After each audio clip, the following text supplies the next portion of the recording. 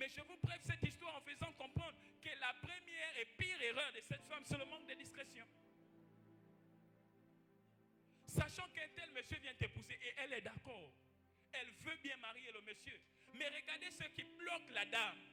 C'est le fait que ses frères n'ont pas oublié le mal qu'on avait fait à leur soeur. C'est pour dire en réalité quoi? Par ce texte, on a compris qu'en effet, il y a des gens aujourd'hui à qui on a livré un certain nombre de secrets. Vous avez oublié, mais eux, ils n'ont pas oublié. Vous vous êtes réconciliés, mais eux, ils n'ont pas oublié. Vous êtes aujourd'hui réunis ensemble, mais eux, ils n'ont pas oublié. Et ces personnes pourront être des potentiels ennemis de votre destinée. C'est ce que j'ai appelé les combats de proximité. Des combats de proximité. Parce qu'il y a des gens qui sont proches de vous, mais qui ne sont pas d'accord du succès et de la réussite que vous avez. Qui ne sont pas d'accord de l'élévation que vous avez. Qui ne sont pas d'accord du fait que c'est vous qu'on apprécie et eux, on ne les apprécie jamais. Il y a des gens comme ça autour de vous. Parce que la famille dont nous parlons, ne voyons pas seulement les gens dont nous avons le même sang.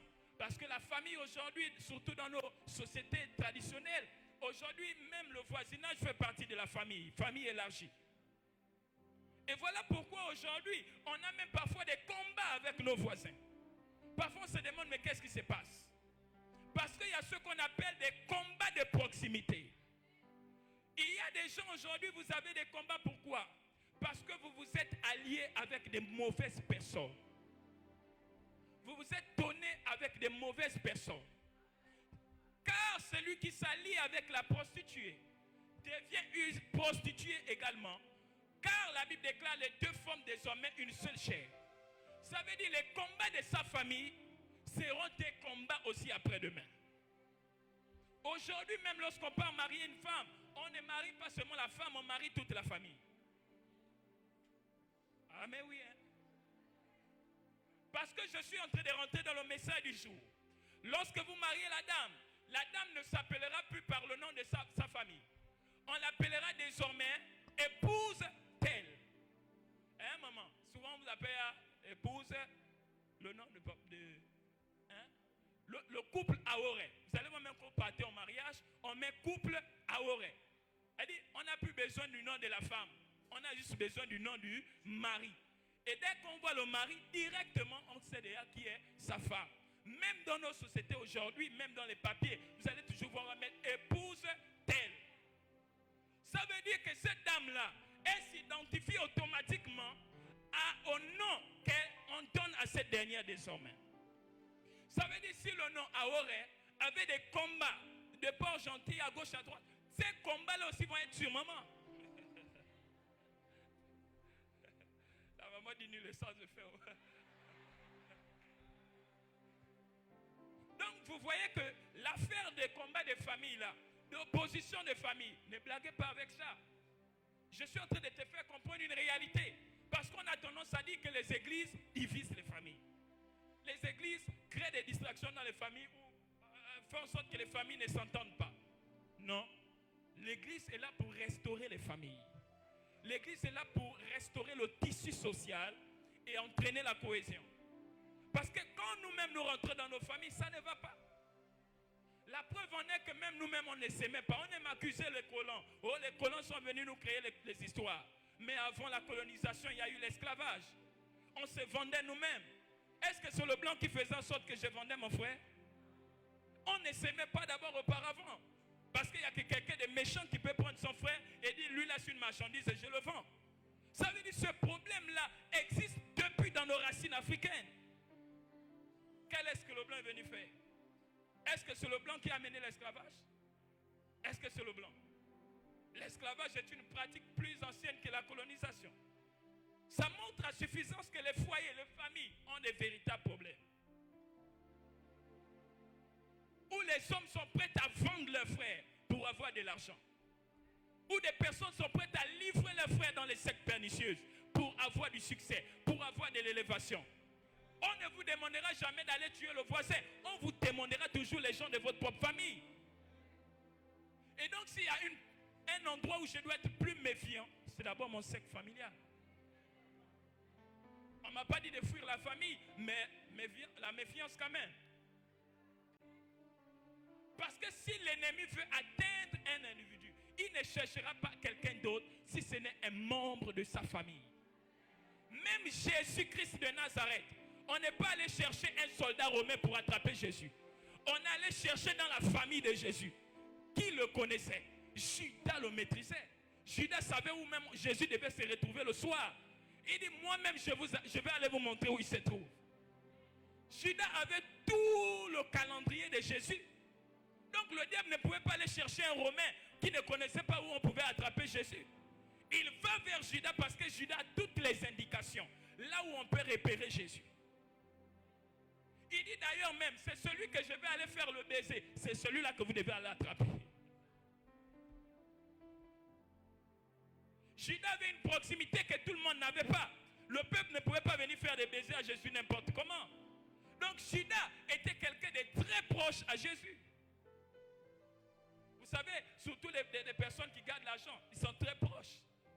Parce qu'à tout moment, Jésus pouvait avoir besoin de quelque chose, il appelle rapidement Judas. Alléluia. Judas était le caissier. Donc si Jésus a besoin de faire un petit gombo ou un séminaire quelque part, il appelle Judas qui vient d'abord, il y a combien dans la caisse? Donc Judas parlait de temps en temps avec Jésus. Judas était là tout le temps. Jésus ne pouvait rien cacher à Judas parce que c'est Judas qui avait l'argent. Donc vous voyez comme ça, il y a des gens aujourd'hui, mesdames et messieurs, parce qu'ils ont de l'argent, vous êtes venus avec tous vos projets, vous êtes venus déposer ça devant eux. Mais aujourd'hui, ce sont eux qui travaillent avec vos projets. Ce sont eux aujourd'hui qui ont utilisé votre intelligence pour aller exposer ça devant les chefs, pour aller exposer ça comme si c'était pour eux. Je décrète et je déclare par ton amen bien fort. Toutes les personnes qui ont volé tes projets, qui ont volé ton intelligence, parce que tu leur as accordé assez d'importance, je déclare que ton intelligence soit récupérée par ton amen. Oh, donne-moi un amen et ça revient au nom de Jésus.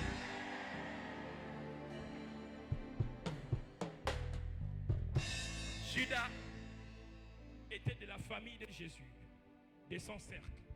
Les combats les plus difficiles que nous allons avoir, ce sont des combats avec des personnes de proximité, des personnes de très chères, des personnes qui sont dans nos alentours. Et voilà pourquoi, mesdames et messieurs, vous allez voir, aujourd'hui, pourquoi aussi Dieu change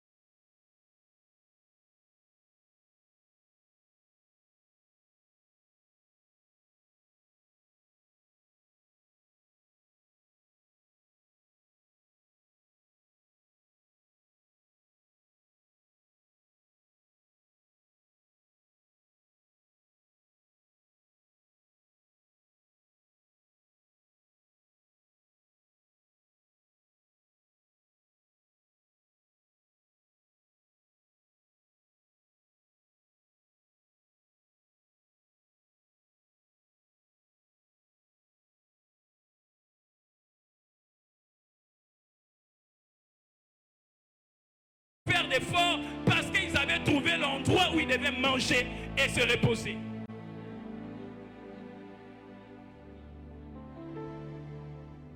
C'est bon?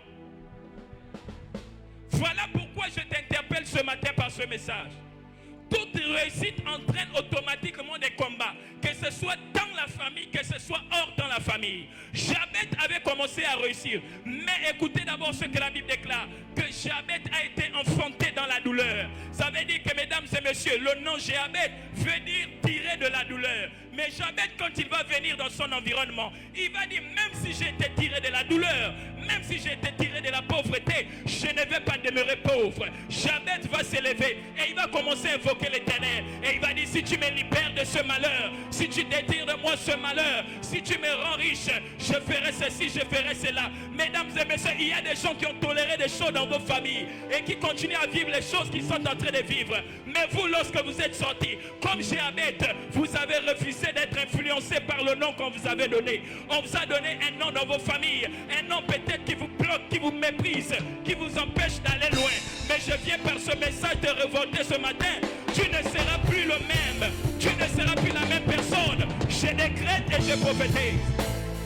Jabez doit changer l'histoire de sa famille. Je te parle là des combats du nom. Dans vos familles, il y a des combats qui viennent à cause du nom auquel vous avez aujourd'hui, à cause du nom auquel vous êtes attaché. Il y a des combats que vous avez dans votre vie, des situations que vous avez dans votre vie qui n'émanent pas de vous, mais qui émanent du fait que vos parents avaient eu à libérer des paroles à votre naissance, sous l'effet de la souffrance, sous le fait que parfois le père a abandonné l'enfant, sous le fait que parfois, au moment où tu étais enceinte, on n'a pas reconnu l'enfant. Tu avais déclaré des choses. Tu avais oublié que tu avais un être à l'intérieur de toi. Tu avais oublié qu'il y avait quelqu'un qui était déjà formé à l'intérieur de toi, qui était déjà esprit et qui t'écoutait. Il y a des paroles que vous avez libérées, même pendant votre période de grossesse. Il y a des conflits qu'il y a eu entre des familles, des pères et mères. L'enfant y était, il écoutait. Il se mouvait déjà à l'intérieur du ventre de la dame. Écoutez-moi, il y a des choses qui arrivent aujourd'hui, des combats auxquels des enfants font face. Pourquoi les parents ont été inconscients? Voilà pourquoi vous voyez que je vous parle du combat rattaché à l'influence du nom de ma famille. Je ne sais quelle est la signification de ton nom. Mais assurément, il y a des gens ici qui ont des noms qui symbolisent même la souffrance. Il y a des noms aujourd'hui dans les traductions même. Traduction, vous allez voir que ces personnes, les noms sont rattachés à des événements parfois bizarres. Parce que dans le temps, on ne donnait pas les noms n'importe comment. On donnait un nom en fonction d'un événement. S'il y avait pas un événement heureux ou malheureux, on pouvait rattacher à cet enfant-là le nom parce que ça nous servait de référence pour sa date de naissance.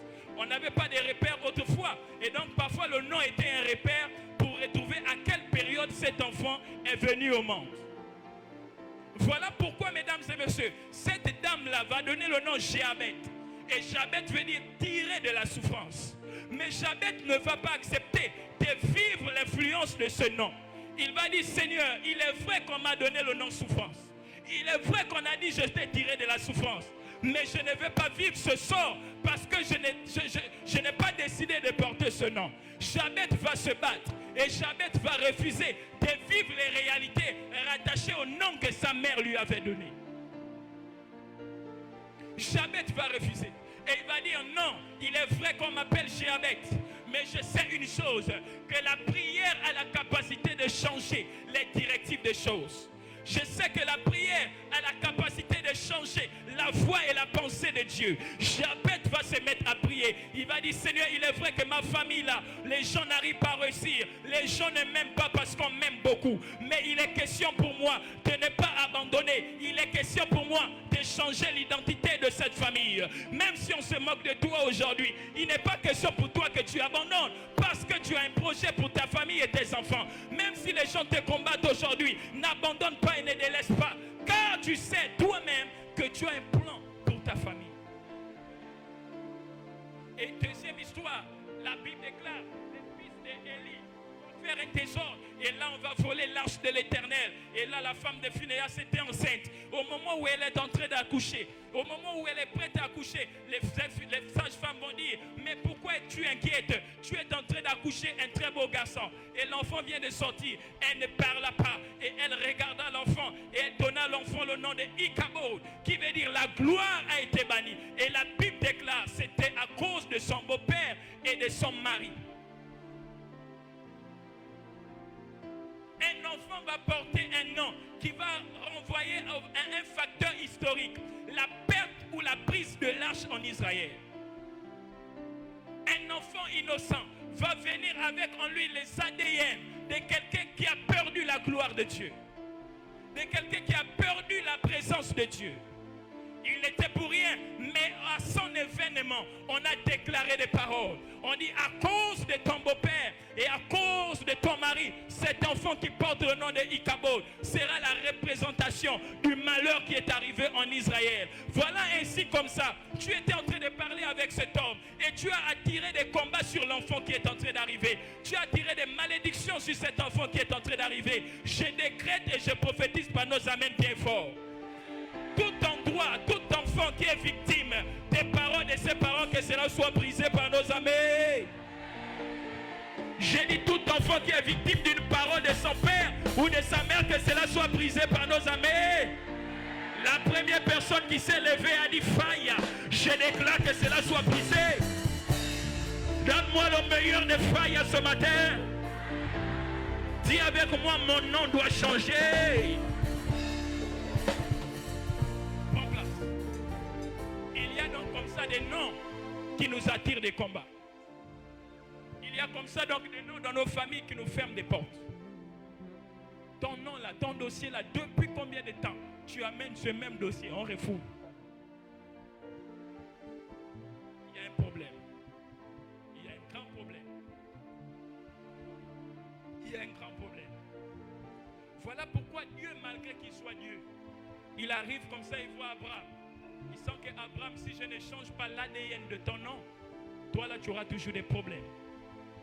Parce que ce qui t'arrive est rattaché au nom que tu portes. Ce n'est pas une histoire de toi, mais c'est une histoire générationnelle. C'est une histoire où parfois des gens font des choses qui te poursuivent jusqu'à aujourd'hui. Donc dans nos familles, il y a des combats qui sont juste rattachés au facteur nom. C'est-à-dire, mesdames et messieurs, parfois tu portes au nom d'une grand-mère. Et tu vas remarquer qu'on va dire, mais toi vraiment tu ressembles qu'à ta grand-mère. Pourquoi ces gens te donnent ces genres de paroles? Parce qu'ils auront l'impression de revoir les caractéristiques qui étaient dans cette femme en toi. Mais cela est arrivé comment? Par le biais du nom. Pose la question à ton voisin, quel est le nom que tu portes? Parce que le nom que tu portes peut t'attirer des combats. Le nom que tu portes peut t'attirer des batailles. Le nom familial que tu as est parfois l'origine des guerres que tu as dans ta vie. Voilà pourquoi, écoute-moi. Tout à l'heure, je parlais des personnes qui s'allient à des gens. On ne se marie pas à n'importe qui. On ne se donne pas à n'importe qui. Parce que le nom que tu porteras, Madame telle, sache que tu porteras les combats aussi de cette famille. Voilà pourquoi il y a des gens qui n'ont pas pu durer dans les foyers. Il y a des gens, à peine rentrée dans le foyer, à peine elle veut divorcer. À peine elle veut ressortir. Pourquoi? Ce n'est pas parce qu'il y a des problèmes, le mari t'a trempé. Parce que tu es rentré dans une famille où il y a une spiritualité qui est peut-être plus intense que la tienne. À telle enseigne que les oppressions te poussent à quitter cette maison-là. Il y a des gens qu'on a consacrés comme ça, tu ne devais pas te marier. Tu rentres, tu arrives à marier la dame en question. Mais ils t'attendent. Faire déjà l'enfant, rien ne démarre. Vous essayez, rien ne fonctionne. Pourquoi? Parce qu'à ce nom-là, il était attaché des alliances, était attaché des combats. Voilà pourquoi, mesdames et messieurs, je vous conseille de faire même des travaux spirituels avant de pouvoir vous allier à n'importe qui. Parce que derrière chaque alliance, il y a aussi des combats qui s'engagent à l'intérieur. Le fait de t'allier à une telle famille, est-ce que tu connais d'où cette famille quitte? Est-ce que tu connais les ennemis de cette famille? Autrefois, même lors de la guerre mondiale, on a créé une alliance pour combattre un ennemi commun. Parce que les gens ont compris à des moments, vous ne pouvez pas vous battre vous-même. Vous avez besoin de de vous mettre en alliance avec les gens. Raison pour laquelle en combattant, bien-aimé Sichem, le peuple d'Israël s'était relevé d'autres combats qu'ils ne s'attendaient pas. Parce que derrière Sichem, il y avait des Amalécites. Derrière Sichem, il y avait beaucoup des Ablonites, les Arabes, et etc.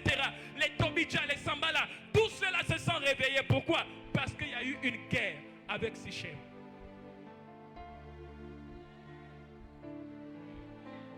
Tu attaques Sichem, tu attaqueras d'autres peuples. Tu attaques le peuple d'Israël, tu as attaqué Dieu. Parce que Dieu avait décidé de se mettre aussi en alliance avec le peuple d'Israël.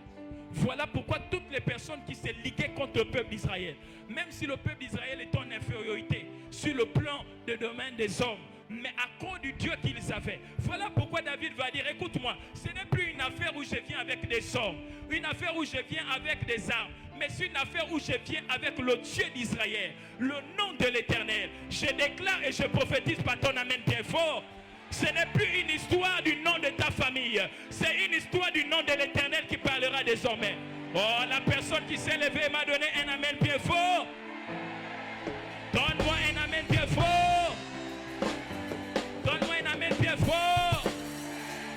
Donne-moi un amen bien fort. Je prophétise par ton amen bien fort. Partout où ton nom a été combattu, partout où ton nom a été méprisé, partout où ton nom a été certainement rattaché à des combats de d'autres familles, que Dieu de ton alliance, qu'il vous donne la victoire par ton amen. Je dis que le Dieu de victoire te donne la victoire par ton amen. Là où ton nom était rattaché avec une mauvaise histoire, par ton amen, je déclare que cela est restauré par ton amen. Là où les hommes avaient décidé de hommes et les femmes qui ont comploté contre ta destinée et ta réussite seront dans la confusion par ton amen. Les hommes qui s'attendent à ta chute seront confondus par ton succès, par ton amen. Des personnes qui ont voulu modifier l'ADN de ton nom, de tes enfants, en mettant l'échec là où il y avait la réussite, je viens proclamer la confusion par ton amen. Je déclare les hommes et les femmes qui avaient parlé à la naissance de tes enfants et avaient déclaré qu'ils ne réussiront pas. Je viens prophétiser la réussite dans leur vie par ton amen. Des ennemis de ta vie qui ne veulent pas que tu te maries, que tu te stabilises, que tu construises. Partout où ils se retrouvent, je déclare cette année, ils vont venir assister à la première pierre de ta maison par ton amen. Donne-moi le meilleur des amens et que je déclare. Acclame le Seigneur. Acclame le Seigneur.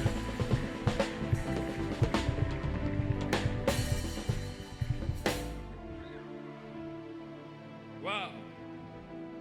Acclame Jésus pour ce message.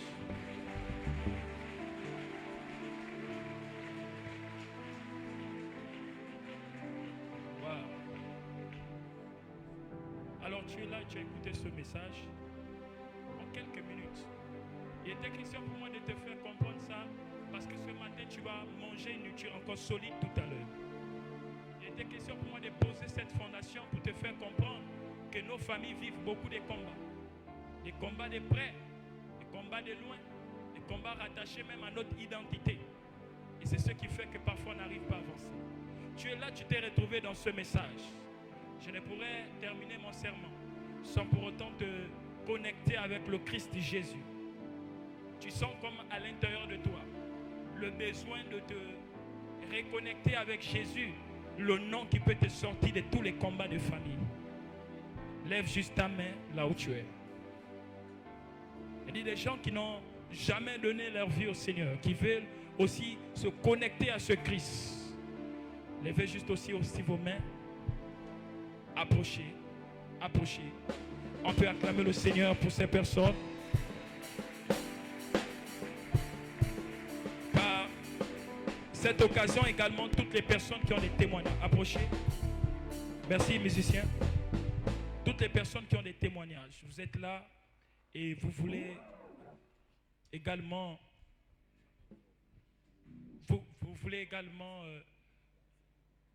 témoigner la puissance de Dieu.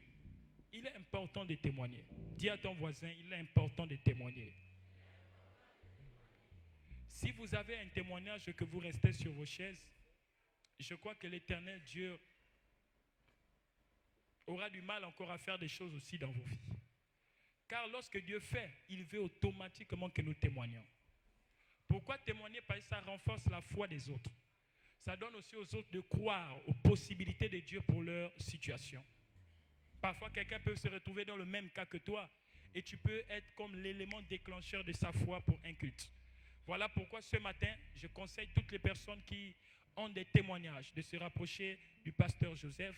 Le pasteur Joseph peut bien vouloir s'élever. Se rapprocher du pasteur Joseph au niveau de la cabine de communication afin que vos témoignages soient écoutés. Des témoignages puissants et poignants. Pas des rêves, s'il vous plaît, parce que le rêve est différent du témoignage. Tu as fait un rêve, garde ce rêve, on va l'interpréter, on va prier. Mais le témoignage, c'est quelque chose de palpable, quelque chose de vécu, quelque chose de réel. Alléluia. Tu as vécu une expérience après tous ces travaux que notre très cher père, le prophète Emmanuel Nzoma, fait depuis plusieurs semaines. Alors tu peux te rapprocher tout simplement au niveau de la communication. On peut acclamer les personnes qui sont en train d'aller témoigner. Alors, mesdames et messieurs, je suis très honoré de vous recevoir ici pour l'acceptation du Christ. Je vais prier avec vous et je crois que Jésus est déjà dans votre vie. Et je vais tout simplement faire une prière.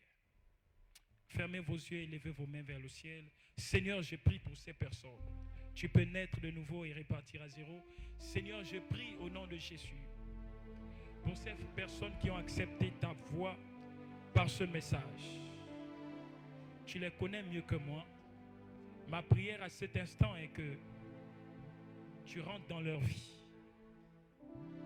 Seigneur, nous tous, on a peut-être déjà dit à maintes reprises, on accepte Jésus. Mais on t'a accepté de bouche, mais dans le cœur, tu étais vide, tu n'étais pas présent. Ma prière est que ces personnes ne t'acceptent pas de bouche ou de figure, mais que tu rentres dans leur cœur toi-même et que tu commences à travailler. Que le pied de la croix, Seigneur Dieu d'Abraham, où ils sont venus, s'est jeté.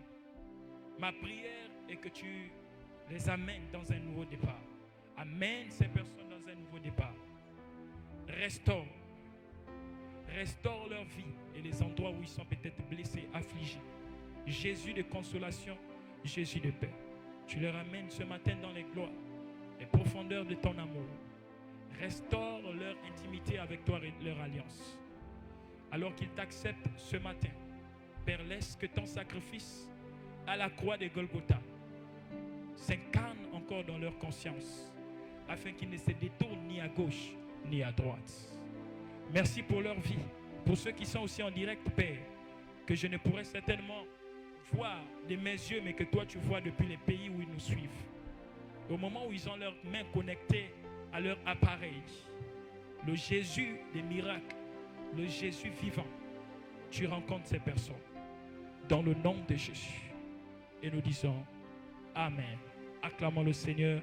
C'est toute une grande joie dans le royaume des cieux lorsque vous renouez les liens avec Jésus. Vous allez tout simplement suivre cette rangée et l'évangéliste va vous conduire plus ou moins là où vous devez être.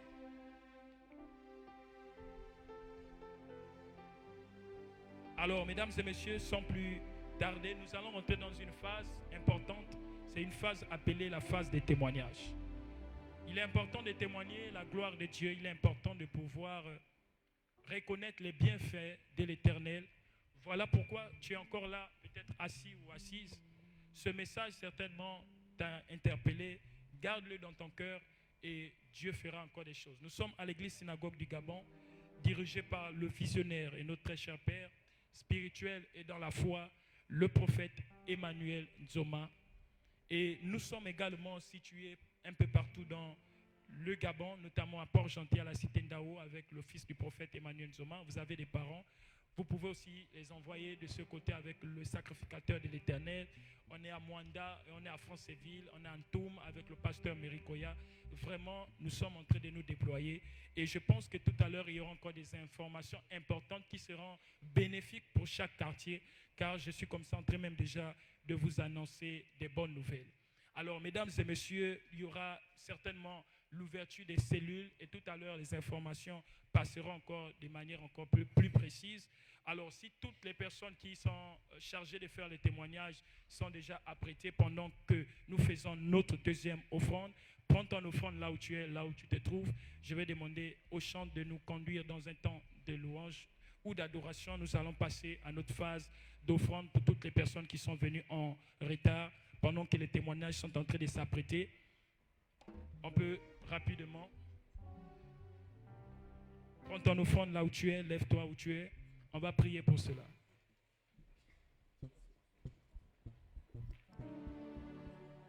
Prends ton offrande.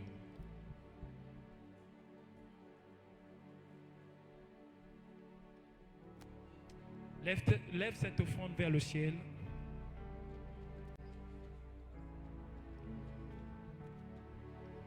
Seigneur, je prie pour l'offrande de mes frères. Tiens ton offrande en tes mains. J'aimerais que tout le monde puisse prendre une offrande. Je demande à tout le monde de prendre son offrande maintenant. Je vais prier pour cela. Seigneur, je viens prier dans le nom de Jésus. Je prie afin de recommander cette offrande entre les mains du peuple d'Israël, du peuple de la synagogue du Gabon. Je recommande, Seigneur Dieu d'Abraham, l'offrande. Je déclare que cette offrande soit bénie, que cette offrande soit restaurée, que cette offrande parle en leur faveur. Au moment où ces personnes ont leur offrande, Seigneur, je déclare dans le nom de Jésus que leur offrande soit agréée et agréable à toi. Dans le nom de Jésus. Père, que cette offrande participe à l'avancement de ton œuvre. C'est dans le nom de Jésus que nous avons prié. Pendant que nous nous approchons avec notre offrande, que Dieu vous bénisse abondamment sous la conduite des chants. Sous la conduite des chants, on peut avancer.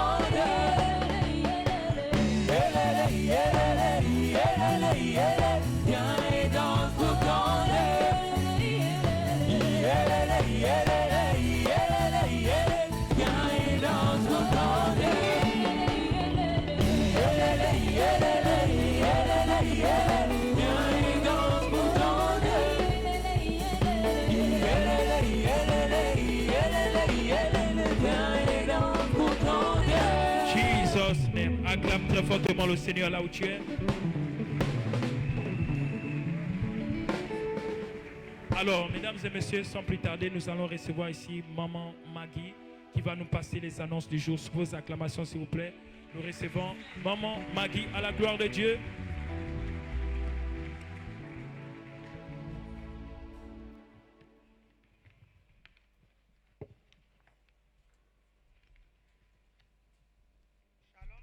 Dieu. Écoutons attentivement les annonces de cette semaine. Retenons désormais que les cultes de dimanche commencent à 9h30. Je répète, les cultes de dimanche commencent désormais à 9h30 jusqu'à 14h30 selon la direction du Saint-Esprit. Et en semaine de 18h à 21h30. Je reprends, en semaine de 18h à 21h30. Nous aurons un grand séminaire cette semaine, du jeudi au dimanche, sur le thème « Opposition contre l'esprit de mort qui visite ma famille ». Je reprends, nous aurons un grand séminaire cette semaine, du jeudi au dimanche, sur le thème « Opposition contre l'esprit de mort qui visite ma famille ». Recensement de toutes les familles qui aimeraient avoir des cellules de prière dans leurs différentes maisons. Le prophète promet d'organiser le premier culte de cellules dans chaque famille, c'est-à-dire tous ceux qui voudront ouvrir des cellules de prière dans leur maison. Le jour que vous allez commencer, le premier jour sera organisé par notre papa, le prophète Emmanuel Nzoma. Réunion ce lundi avec toutes les personnes qui ont accepté le Seigneur et qui aimeraient se faire baptiser. Donc la réunion se tiendra également avec le prophète à partir de 18h30. Donc ces personnes qui sont venues ce matin, celles qui acceptent le Seigneur, auront une réunion ce lundi avec le prophète. Le prophète organise également une réception des familles du lundi au mercredi, donc à partir de demain lundi au mercredi, de 10h à 16h30. Ainsi prend fin les annonces. Que Dieu nous bénisse.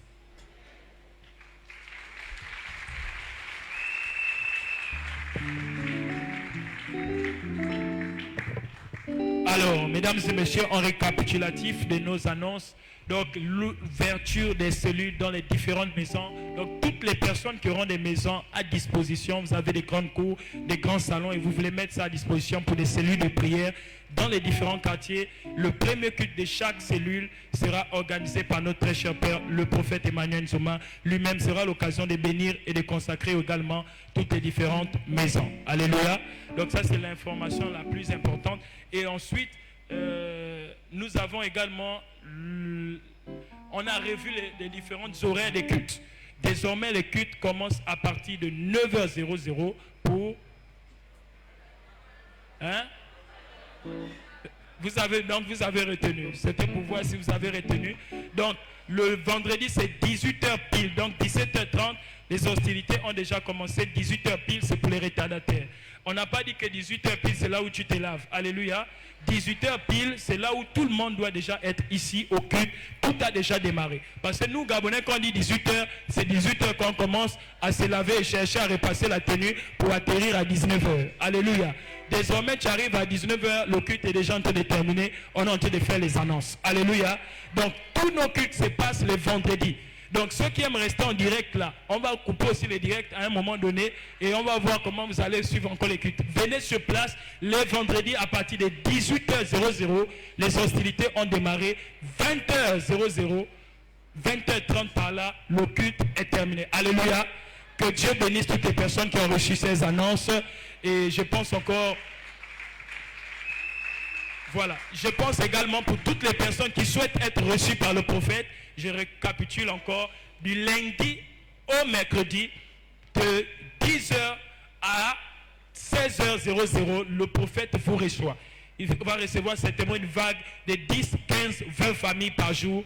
Et les autres familles passent le lendemain. Donc, après le culte, faire le tout possible de pouvoir déjà t'enregistrer auprès de Mademoiselle Delali, si elle peut bien vouloir s'élever, pour que vous puissiez l'identifier déjà. Ne partez pas vous enregistrer partout, où après on va prendre de l'argent, vous allez dire non, on escroque. Non, c'est auprès de cette dame, à la fin du culte, vous allez vous enregistrer, vous venez en famille. Lundi, mardi, mercredi, jour de réception. Jeudi, notre très grand séminaire démarre. À partir de 17h30, le séminaire a déjà commencé. Un séminaire sur l'opposition contre l'esprit des morts qui sévit les familles. Nous voici comme ça en train de rentrer dans une nouvelle année scolaire et la fin d'année. Vous savez vous-même que c'est à cette période où le diable s'élève beaucoup pour créer des morts subites, des morts par empoisonnement, par braquage, poignardement. On va prier déjà pour la jeunesse et prier pour les différents enfants. Alors, mesdames et messieurs, ne ratez pas ce séminaire parce que ce sera 2 jours d'intensité, à haute intensité de prières et de déclarations prophétiques. Comme vous-même, vous savez que la période des séminaires, ça a toute une autre pression. Alléluia. Donc, venez nombreux dès ce jeudi. Partez déjà faire l'annonce dans les foyers, dans les maisons, que ce jeudi, exceptionnellement, nous avons un grand séminaire dénommé Vaincre ou le combat contre l'esprit des morts pour détruire les œuvres de la mort de multiples formes dans nos vies. Alors, mesdames et messieurs, vous êtes là. J'insiste encore sur cet aspect, le témoignage. Beaucoup de personnes sont guéries, beaucoup de personnes ont des témoignages mais n'arrivent pas à pouvoir le dire. D'autres passent par messagerie, mais nous ne pouvons pas venir faire un témoignage par messagerie. Parce que la messagerie, on ne sait pas si ce qu'on dit c'est vrai ou si c'est faux. Or, si toi-même tu es le témoin oculaire et tu te lèves et tu viens témoigner publiquement, première chose, tu mets la honte au diable. Parce que le diable ne pourra plus venir faire des choses dans ta vie parce qu'il sait que tu l'as déjà vaincu publiquement. Alléluia. Et tu l'as livré en spectacle. Alors tu es là encore et tu es encore peut-être assise pendant que les autres vont témoigner, peut-être tu auras la force, tu pourras tout simplement aller nous retrouver du côté de la cabine de communication pour faire passer ton témoignage. Alors sans plus tarder, j'aimerais faire passer ici, je crois, le pasteur Joseph pour nos témoignages. On peut acclamer le Seigneur très fortement. Acclamons le Seigneur très fortement, nous recevons le pasteur Joseph pour le témoignage et j'invite tous les témoins à se présenter. Alléluia. Alléluia. J'aimerais encore que tu acclames le Seigneur très très très fort.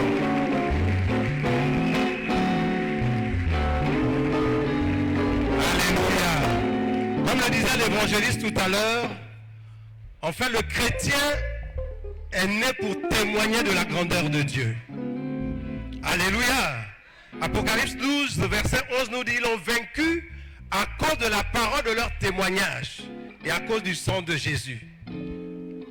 À cause du sang de Jésus, nous sommes protégés de l'ennemi, mais ce n'est pas suffisant. Il est important que nous témoignions de ce que Dieu fait dans nos vies. Amen.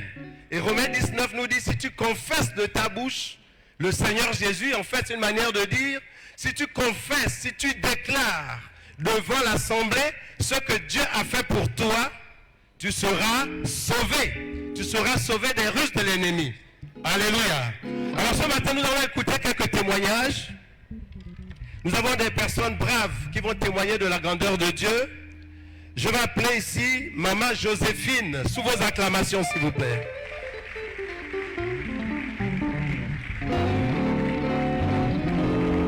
Pendant que ça prend, j'aimerais que vous continuez à l'encourager, acclamer. Moi Joséphine, passez-vous ici. Nous pouvons voir la gloire de Dieu dans sa vie, n'est-ce pas? Et remettre la gloire de Dieu, ça pour que Jésus est passé par elle. Maman Joséphine, qu'est-ce que tu peux nous dire ce matin? Qu'est-ce que Dieu a fait pour toi? Shalom, peuple de Dieu. Je ne sais même pas comment commencer. En fait, c'est un témoignage que je devais faire. Un peu plus fort. C'est un témoignage que je devais faire depuis que je suis rentrée. J'ai été malade en 2022. Mais j'ai été malade d'une première maladie, c'est-à-dire une maladie qu'on n'avait pas retrouvée ici. J'ai été hospitalisée, j'ai fait des séances de kiné et tout le reste. Rien n'avait été trouvé. Alors c'est comme ça que ma soeur qui est ici, celle qui m'a amenée ici, me dit, écoute, on va aller en France. Peut-être qu'en France, on pourra trouver ce que tu as réellement. Et c'est comme ça, en septembre 2022, nous sommes allés en France. Et j'ai fait des examens, j'ai refait les examens. Il fallait faire tous les examens possibles. Donc, on m'a prescrit l'IRM. Vous savez que c'est le plus grand des examens pour découvrir ce que l'être humain a. On a fait l'IRM, on n'a rien retrouvé. Et à partir de là, on m'a fait un autre examen que j'ai écouté pour la première fois là-bas, l'électromyogramme. Et quand on a fait l'électromyogramme, c'est-à-dire que j'avais commencé à perdre la sensibilité de ce bras gauche, de cette main, et après un moment, ça m'avait attaqué la main droite. Donc quand j'ai fait l'électromyogramme en question, le médecin me dit on va t'opérer parce que s'il faut faire des infiltrations, ça reviendra. Donc je souffrais du syndrome du canal carpien à ce niveau-là. Après cet examen, il fallait revenir au Gabon pour chercher maintenant l'argent puisqu'on n'avait pas d'assurance. Donc on a cherché de l'argent. Ma soeur et moi, nous sommes repartis en février. Nous sommes rentrés en décembre 2022 et nous sommes repartis en février 2023. Donc on a payé. J'ai été opéré de la main gauche et ça a décanté la main droite puisque je n'arrivais plus à écrire avec la main droite. Maintenant, pendant que j'attendais, enfin, on me soignait la plaie en question, j'ai fait d'autres examens avant d'y aller pour l'opération. Et quand je vais voir le médecin, à la veille de mon départ sur le Gabon, on découvre que j'ai une masse au niveau du col de l'utérus. Et vous savez, quand on vous dit déjà ça, vous savez ce que c'est. Donc, j'ai dit au médecin que je voyage, je retourne en Afrique demain. Qu'est-ce que je fais? Le médecin me dit non, mais il faudrait que vous le fassiez le plus rapidement possible pour qu'on vous prenne déjà en compte, pour qu'on puisse déjà vous donner un traitement. Alors, ça a déclenché une peur vraiment en moi. Même quand je revenais, j'étais plus bien. Alors, quand on repart pour l'opération, on m'a opéré en mars 2013, on m'a opéré. Et c'est comme ça, il fallait maintenant continuer d'autres examens. Et l'examen en question, c'était il fallait faire une biopsie pour essayer d'analyser ce que c'est réellement. Parce que le médecin avait dit, je ne me prononce pas, je ne vous dis rien, mais à partir de la biopsie, je vous dirai ce que c'est. Mais moi-même, dans ma tête, je savais ce que c'était. Alors, on a fait la biopsie, et quand on fait la biopsie, j'attends, et ma soeur rentre. Quand elle rentre ici, au moment où le prophète faisait le call center, elle m'inscrit. Et elle m'appelle, elle me dit, écoute, je t'ai inscrite au call center avec papa, tu dois le suivre. Tu dois le suivre, c'est 2 semaines, tu dois le suivre. Et peut-être à travers là, il va te localiser. Chose faite, donc je suivrai le call center et c'est comme ça papa va me localiser. Quand il me localise, il m'a dit beaucoup de choses que je n'ai pas besoin de dire ici. Voilà, il m'a dit beaucoup de choses, il a décrit même là où j'étais, à apprendre à l'extérieur, la tenue, le jour où j'ai eu mon diplôme, tout. Alors là, j'ai dit non, là vraiment c'est fort, c'est plus que moi. Après le call center, on était à 2, à travers la vidéo. Et c'est comme ça, il me dit, mais maman, je te vois pleurer. Je te vois pleurer. J'ai dit, oui, papa, je pleure. Il dit, je sais pourquoi tu pleures. Je sais pourquoi tu pleures. Je sais qu'on va te déclarer une maladie. Mais si je suis prophète de Dieu, si je suis établi par Dieu, touche ton ventre. Et c'est comme ça, lui, il me montre comment je devais toucher mon ventre. Il dit, fais ça. J'ai fait ça 1 fois, 2 fois. Et c'est comme ça, il a pris un papier qui était à côté de lui et il a déchiré. C'est comme ça, il me dit, maman, regarde comment Dieu déchire les résultats qu'on allait te donner. Et... Oh, j'aimerais que tu acclames le Seigneur. Acclame-le, acclame-le.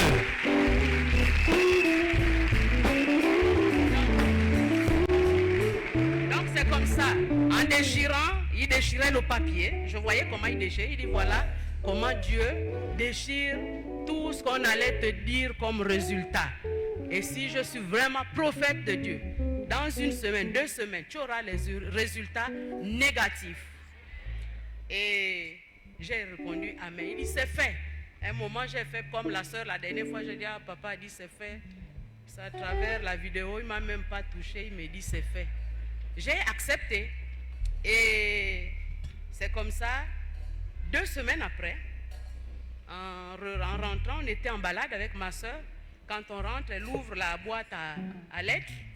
Elle sort elle trouve qu'il y avait déjà les résultats. Donc elle sort les résultats. Quand elle sort les résultats, elle vient avec. Elle me trouve, j'étais assise sur la table. Et c'est comme ça, elle me tend cette enveloppe-là. Donc ça sont mes résultats. Donc quand elle sort les résultats, elle me dit, voilà tes résultats. Et que vous savez, quand on vous donne les résultats, la première des choses, c'est d'aller vite à la conclusion. Donc je suis allée vite à la conclusion. Et c'est comme ça. Maman, tu peux lire la conclusion? Rapidement. La conclusion, c'était écrit: muqueuse endométriale peu épaisse et atrophique sur ce matériel, absence de signes histologiques de malignité. Je veux que tu connais mon Dieu, et tu acclames le Dieu de notre Père, le prophète Zuma Emmanuel.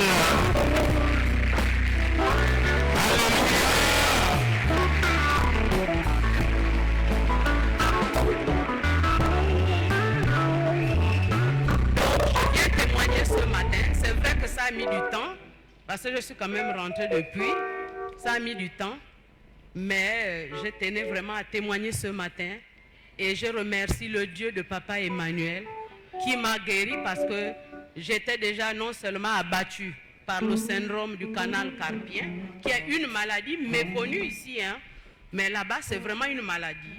Et puis voilà, je remercie Papa Emmanuel et je remercie beaucoup son Dieu. Alléluia. Alléluia. Dis à celui qui est à côté de toi, il est important d'avoir un père. Dis encore à celui qui est à côté de toi qu'il n'est pas bon que tu sois un bâtard spirituel.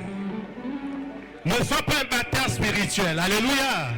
Parce que quand on a un père qui est utilisé par Dieu, Dieu va faire des exploits au travers de lui. Alléluia. Donc après l'écoute de ce témoignage, je crois que tu as réalisé combien de fois notre Dieu est capable de faire des grandes choses dans la vie de ses enfants. Alléluia. Et pour le faire, il passera toujours par quelqu'un qui l'a mandaté. Et ici, dans ce ministère, notre Dieu est grand. Notre Dieu est puissant. Alléluia. Alléluia.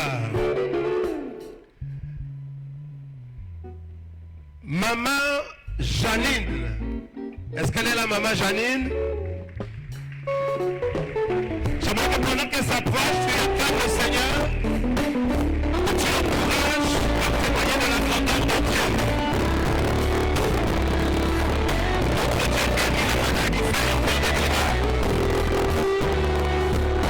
C'est important pour toi de ne jamais te décourager, quelle que soit la situation par laquelle tu passes. Parce qu'on a un Dieu puissant. Alléluia. Alléluia. Maman Janine, comment ça va? Vous allez bien? D'accord. Dis-nous, qu'est-ce que Dieu a fait pour toi pendant 7 ans de travail avec notre Père, le prophète Zuma Emmanuel? Shalom, peuple de Dieu. Je m'appelle Maman Janine. Je suis venue pour témoigner la gloire de notre Dieu, le Dieu du prophète Emmanuel Nzoma. Donc je suis venue ce matin pour dire ce que Dieu a fait dans la vie de mon fils. Mon fils, ce sont les vacances. Mon fils, il a été localisé ici. Là, on l'avait dit que non, la prison lui guette. Son fils avait été quoi? Il a été fait quoi? Localisé. Par qui? Par le prophète. Par le prophète. Alléluia. Localisé. J'aimerais aussi qu'il te localise aujourd'hui au nom de Jésus. Amen. Il a été localisé par le prophète. Le prophète l'avait dit qu'il doit faire attention. La prison lui guette. Donc c'est comme ça que pendant les vacances, il est en train de faire ses bricoles et tout avec les autres. Entre eux-mêmes là-bas, ça s'embête et tout. L'autre était en train de l'embêter et tout. Il disait que non, moi je ne veux pas. Je suis venu chercher mon petit travail, mon petit gain. Je ne veux pas embêter les parents et tout. C'est comme ça que son ami commence à lui gifler. Il dit je ne veux pas. Quand il lui gifle encore pour la troisième fois, c'est là où il a donné un coup de poing. Il est tombé au sol. Quand il est tombé au sol, mon fils était là, il partait, il marchait doucement. Donc quand le petit s'est levé, il est parti. Lui, il se disait que lui, il est parti. Peut-être il a eu honte. Donc quand son ami part, c'est pour aller prendre la bouteille parce qu'en ce moment, nos enfants ne savent plus plier les coups de poing. Eux, c'est les couteaux et les bouteilles. Donc il est parti chercher une bouteille cassée. Venir blesser mon enfant. Donc il a barré avec le bras. Le bras était beaucoup blessé. Mais au lieu que mon fils dit que non, ça va, j'ai refusé au début que je ne veux pas. Il a pris la même bouteille parce que quand il a blessé, il a jeté, il voulait fuir, il a pris. Ce que mon fils l'a fait aussi au niveau d'ici là était plus que grave. L'enfant en question était aux urgences à l'hôpital général. Et mon fils a fait presque 2 semaines, comment on appelle ça, au commissariat. Avant qu'on défère quelqu'un, on passe d'abord par le tribunal. Quand mon fils part au tribunal, j'accompagne, même s'il a mal agi, je ne peux pas nier. Je suis allée voir comment on va déférer mon fils, mais j'avais toujours mon Dieu dans le cœur. J'ai dit non, Seigneur, si c'est ce que mon fils me dit, Père, que ta volonté seule soit faite. Ce n'est pas la volonté d'un être humain. À part ça, quand demain on partait au tribunal, donc la veille, la nuit, j'étais en train de faire la veillée de prière. Toutes seules, mes enfants ne prient pas. Bon, ils vont prier, chaque chose à son temps. Moi-même seule dans ma chambre, la veillée de prière, adorer, prier, adorer, tout ça à genoux. Et ça m'a même causé le mal parce que j'ai fait toute la nuit, j'étais à genoux, en train d'adorer et prier. Le lendemain matin, je me suis lavée. Je suis partie au tribunal, directement au tribunal. Quand je pars au tribunal, le tribunal, je connais, ce n'est que là où on fait les papiers et toutes les histoires de machin, je ne connais pas. Et le tribunal est grand. On m'a dit c'est chez qui des mineurs, si c'est le juge des mineurs ou quoi des mineurs. On m'a accompagné là-bas. J'étais assise, lue avec beaucoup de gens enchaînés comme ça là. J'attendais. De 6 heures, on les avait reçus à 18 heures presque. Il y avait beaucoup de monde quand on appelle. L'enfant était toujours, parce que je prenais toujours les renseignements, j'étais au commissariat, plus à l'hôpital avec les enfants. Parce que l'enfant aussi avait les parents comme moi qui n'ont rien, mais ils n'avaient pas d'âme. C'est moi qui essayais un peu de tout faire. Mais moi-même, j'avais seulement confiance en mon Dieu, au Dieu du prophète Emmanuel Nzoma. Parce que lui, il n'abandonne personne quand tu es avec lui sincèrement. J'ai dit, Seigneur, l'enfant là, je ne veux pas qu'il meure. C'est un enfant. La jeunesse gabonaise est vraiment hantée par les mauvais esprits. C'est nous les parents qui devons nous fléchir les genoux. Cet enfant-là ne doit pas partir. Mon fils peut aller en prison. On peut toujours, il va toujours vivre là-bas. Mais lui là, je ne veux pas qu'il meure. C'était ça, ma prière. Quand je faisais la veillée, ce n'était pas que mon enfant ne puisse pas monter. En ce qui concerne mon enfant, j'ai demandé à Dieu que ta volonté soit faite. Mais pour l'enfant, j'ai fait la veillée de prière rien que pour cet enfant-là. Quand je parle, quand on appelle maintenant le nom de l'enfant et le nom de mon fils, puisque ce sont les mineurs, donc les parents sont obligés d'accompagner leurs enfants devant le juge. Les parents j'ai même oublié le nom de l'enfant là. Les parents se sont présentés. Les parents des gens, c'est moi. Je suis partie. C'est lui le plaignant.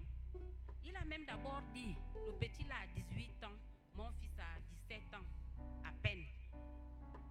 Il a posé, je ne sais même pas comment il a fait pour quitter on appelle ça comment, de l'urgence jusqu'à l'hôpital. C'est Dieu seul qui connaît. Moi, personnellement, je ne connais pas. Amen. Il est quitté venir avec la main comme ça là, au ventre. C'est là où parce que c'est lui, il me dit, vous me dites que le plaignant, où est pas la demande, on appelle ça comment? Ma plainte pour dire que je suis le plaignant. C'est moi qui ai commencé. C'est moi qui ai commencé à lui taper. C'est moi qui suis parti chercher la bouteille. Oh, j'aimerais que tu acclames le Seigneur. Alléluia. Notre Dieu est le Dieu de justice. C'est moi qui suis parti chercher la bouteille. C'est moi qui l'a blessé le premier. S'il a rendu, je n'ai pas porté plainte. Je me pose la question que qui a porté plainte. Mon père, dès que ma mère l'a quitté, ma mère aussi est malade en province là-bas, dans le sud. Mon père, je suis restée avec mon père à l'âge de 4 ans. À 4 ans, depuis 9 ans, je vis que dans la rue. Qui est venu porter plainte? Madame le juge. Je ne veux pas envoyer mon ami en prison parce que, c'est moi qui ai commencé. Oui, en fait, bon, maman, qu'est-ce qui s'est passé après ça? Ce qui s'est passé, c'est que il fallait son aval et sa signature. Puis il a dit, donc le fils n'est plus allé en prison. Il n'est pas en prison, lui-même il est sorti de l'hôpital. J'aimerais que tu acclames le Seigneur. Alléluia. Alléluia. Maman Janine pensait que son fils devait aller en prison, mais Dieu a manifesté sa puissance en touchant le cœur de celui qui avait été hospitalisé. La personne est partie de son lit de l'hôpital pour venir justifier, justifier l'autre devant le procureur, afin que cet enfant soit exempté. Alléluia. J'aimerais que tu acclames vraiment le Seigneur. Merci, maman. De la même manière, tu acclames. Quelles que soient les accusations dont tu fais face, je décrète et déclare que Dieu utilisera quelqu'un pour te justifier au nom de Jésus-Christ de Nazareth. Alléluia. Oh, j'aimerais que tu dis vive le Seigneur. Sans plus tarder, nous allons terminer avec Maman Samba. Maman Samba Jeanne. Maman Samba, apparemment tu as plusieurs témoignages que tu fais ici. Viens un peu nous dire qu'est-ce que Dieu a encore fait pour toi. Parce que tu témoignes tous les dimanches. Tous les dimanches. Et chaque semaine aussi tu fais le travail avec Daddy. Dis-nous encore ce que Dieu a fait. Shalom peuple de Dieu. Je suis venu vous dire ce matin que le Dieu du prophète Emmanuel Zoman m'a guéri, m'a délivré d'une constipation qui m'a tourmenté pendant 37 ans. 37 ans de constipation, 37 ans. C'est pas un jour, c'est pas un mois, 37 ans, mais c'est toute une vie. Maman, continue. Cher bien-aimé, j'étais encore même étudiante. Donc le jour là, je ne sais pas si c'est début août ou avant, papa avait demandé d'amener l'eau là où il devait mettre le sel. Et puis j'avais amené ma bouteille d'eau, papa avait mis le sel. Il nous a remis les... Parce que je me tenais assise là-bas, j'ai vraiment consommé l'eau là avant de rentrer à la maison. Je me suis dit non, c'est trop. J'ai bu une bonne quantité avant d'arriver à la maison. Et quand j'arrive à la maison, l'eau a dit, tu vas voir ça aujourd'hui. Le ventre commence à bouillir. L'eau remplie d'onction. L'eau remplie d'onction et du Saint-Esprit, et du vent et du prophète Emmanuel Zoman. Alors, c'est comme ça là maintenant. Ça commence à me bousculer le ventre. Bien aimé, je vais faire les selles. C'est la chair dure comme le caillou là. Tu peux même taper quelqu'un avec ça, il se blesse. Donc c'est la chair qui est comme les selles qui est comme les cailloux là d'abord. C'est d'abord sorti. Après la vraie chiotte se repositionne. Donc elle est passée de la constipation à la déconstipation. Bon. Donc quand la vraie chiotte se repositionne, quand j'ai fini de faire la... Les choses sont revenues dans l'ordre. Quand j'ai fini de faire la chiotte, les autres se repositionnent. Parce qu'il faut que le ventre se vide complètement. Je reviens, les autres se repositionnent. Je fais ça toute une journée, toute une semaine. Même c'est là, ça vient de se calmer quand papa a prié vendredi. J'ai un peu dormi sans faire les selles. Donc voilà, et cette constipation est issue d'une grossesse que j'avais. C'est la grossesse qui a amené cette constipation. J'avais une grossesse de 7 mois qui ne se voyait pas. toute la famille ne sait pas ce qui s'est passé. Je me disais que j'étais empoisonnée. Comme j'avais un compagnon de chambre, un Ouest-Africain, parce qu'il m'a fait boire quelque chose la nuit. Une feuille, il est parti ramasser une feuille la nuit. Avec lui, la main noire, il dit que bois ça pour que les sociétés ne te voient pas. Et puis j'avais consommé ça. Alors maintenant, quand j'étais en grossesse, là, la grossesse ne se voit pas. Je n'arrive pas à faire les selles pendant 6 mois. Il fallait purger pour que les chiens comme le mouton là puissent sortir. Donc aujourd'hui, qu'est-ce qui se passe exactement? Parce que c'est 7 mois par la grossesse, j'ai été reçue par une famille de prières qui m'a accueilli. Et 3 semaines pour la grossesse, les gens ont crié sur moi. Et quand je suis allée à l'hôpital, les gens que mais madame, le col et tout, vous étiez aussi empoisonné. J'ai pensé que j'étais empoisonné. Alors bien aimé, 37 ans, ça me fait aussi 37 ans dans l'église du Seigneur. Et 37 ans là où j'ai commencé, je venais là avec ce témoignage, maman Maggie. Là on a prié dans la cuisine chorale de la place. C'est ce témoignage-là que j'ai accepté le Seigneur, c'est ce qui m'a amené dans le Seigneur. Voilà pourquoi je bénis le Seigneur vraiment pour cette délivrance bien aimée. Oh, acclame Jésus. Après 37 ans de constipation, Maman Samba a été délivrée. Elle est passée de la constipation à la déconstipation. Et aujourd'hui, elle peut se sentir mieux. Elle est en bonne... Maman, est-ce que tu peux nous prouver que tu es en bonne santé? Est-ce que tu peux sauter un peu? Oh, acclamons pour Maman Samba. Elle est réellement en forme. Alléluia. Voilà, le lavage des pieds. Qu'est-ce qui s'est passé après l'acte prophétique? Le lavage des pieds. Alléluia, bien-aimé. Notre Dieu, c'est un Dieu bon. Le Dieu du prophète Emmanuel, c'est un Dieu bon. Alléluia.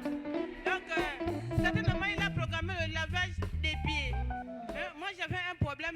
J'avais témoigné un jour ici que j'avais des gens qui me visitaient la nuit. Alors maintenant, quand je dors, donc je couvre la tête à le pain. Je couvre aussi les pieds quand ils vont arriver. Alors, donc pendant que je suis couché comme ça, je vois maintenant une main qui me tire le pain, le pied. Qu'est-ce qui se passe? Qui me tire le pain? J'ai vu comment il met quelque chose à la plante du pied. Donc, ça qui veut dire que quand je suis assise comme ça pendant longtemps, quand je me lève, je n'arrive pas à marcher. Je marche comme une personne qui est infirme. Je marche comme plusieurs fois, plusieurs mois, j'ai marché comme une personne qui est infirme après avoir resté assise pendant longtemps. Donc, quand on a lavé les pieds, écoutez d'abord, hein, la douleur a commencé par se calmer dans le premier lavage des pieds. Quand on a fait le deuxième lavage des pieds, alors maintenant c'est parti complètement. J'avais peur qu'on va me couper le pied. J'ai béni l'Éternel, le Dieu des prophètes Emmanuel Zoman, de la synagogue. Acclame le Seigneur. Merci Maman Samba, que Dieu te bénisse et qu'il continue à faire des grandes choses dans ta vie, hein? Parce que tu témoignes tous les dimanches. Il a gagné, il a gagné. Lève-toi. Mon Dieu a gagné. Oh, mon Dieu a gagné. Jésus, mon roi, il a gagné, il a gagné. Mon Dieu a gagné. Oh, mon Dieu a gagné. Il a gagné. Jésus, mon roi, Il a gagné. acclame le Seigneur. Acclame Jésus pour ce témoignage puissant. Tu peux acclamer très fortement la personne de Jésus pour ce témoignage puissant. Lève tes mains vers le ciel, dis avec moi, Seigneur, je dois aussi témoigner. Dis avec moi, Seigneur, je dois aussi témoigner. Vous voyez, effectivement, après 37 ans, peut-être vous prenez ça à la légère, mais c'est un témoignage puissant. 37 ans, quelqu'un n'arrive pas à pouvoir faire les selles normalement. Et pour quelqu'un qui a déjà vécu c'est quoi la constipation, vous pouvez savoir combien de fois ça embête. Mais venons ici en suivant les actes prophétiques donnés par le prophète, la maman aujourd'hui est libérée. Alléluia. Et nous pouvons encore acclamer le Seigneur très fortement. Le Jésus qui opère sans cicatrice. Le Jésus qui opère sans cicatrice. Alors nous bénissons aussi le Seigneur parce qu'il y a des gens qui témoignent aussi en direct. Mais ne pouvant retransmettre leur direct pour le moment, on va tout simplement enregistrer ces personnes pour qu'ils viennent aussi témoigner publiquement. Alléluia. Alors acclamons le Seigneur pour tous ces témoins. D'autres également qui ont été enregistrés pour dimanche. Que Dieu vous bénisse abondamment pour vos différents témoignages. Maintenant, aide-moi à prier pendant quelques minutes en apprêtant l'atmosphère qui va nous bénir. Vous savez, notre Dieu est un Dieu d'atmosphère. Et il est un Dieu qui aime parler lorsque le peuple est prédisposé à le recevoir et à l'écouter et à l'entendre. Il est prédisposé à travailler, à opérer, mais il a besoin que ton cœur soit plus ou moins fertile pour la sémence qu'il va encore déposer dans ton cœur. Tu vas prier avec moi pour recommander l'atmosphère de ce lieu. Tu vas prier pour l'atmosphère, car notre Dieu, pour travailler, il a besoin d'une atmosphère. Un prophète a fini par dire qu'on me cherche un joueur de harpe. Et lorsqu'on jouait de l'harpe, la Bible déclare et la main de l'Éternel fut posée sur le prophète. Le prophète aime l'atmosphère, c'est-à-dire lui qui travaille dans l'office de la prophétie. Donc notre très cher Père qui travaille dans l'office de la prophétie ce matin a besoin d'une atmosphère où le ciel est ouvert. Et lorsque le ciel est ouvert, Dieu peut commencer à parler aux familles. Tu vas prier parce que tu représentes ta famille et tu connais les défis de ta famille. Pendant quelques minutes, tu vas battre tes mains et tu vas prier pour ta famille, car nous sommes dans le combat de famille. Je vais compter jusqu'à 3. Tu n'auras pas besoin d'attendre quelqu'un d'autre. Prie comme si tu étais seul. J'ai dit 1, j'ai dit 2, j'ai dit 3. Bats tes mains et commence à prier là où tu es. Bats tes mains et commence à prier. On peut faire monter des parfums de prière. On peut ajouter les systèmes. On peut monter